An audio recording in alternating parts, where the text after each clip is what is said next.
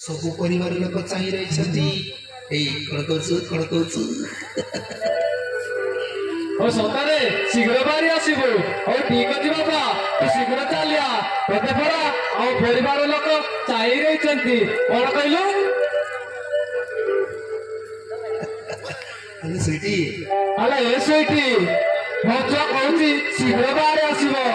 ଆରେ ଚିକିନା, ଏଇ ପେଟ ଭିତର ଛୁଆଟା ଶୀଘ୍ର ଆସିବ ବୋଲି କହୁଛି। ହଁ ସୁଇଟି, ସେଇ କଥା କଣ ତୁ ଶୁଣି ପାରୁଛୁ? ହଁ ସୁଇଟି, ମୁଁ ତା ବାପା କାହିଁକି ଜାଣିବିନି।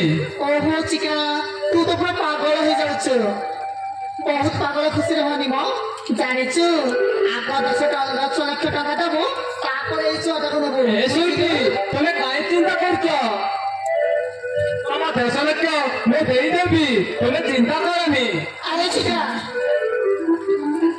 ବହୁତ ଆଉ କଥା କହନି। ମତେ ଭାରି ଭୋକ ହେଲାଣି। ମୋ ପାଇଁ ଟିକେ ଖାଇବା ପଠେଇଦେବୁ।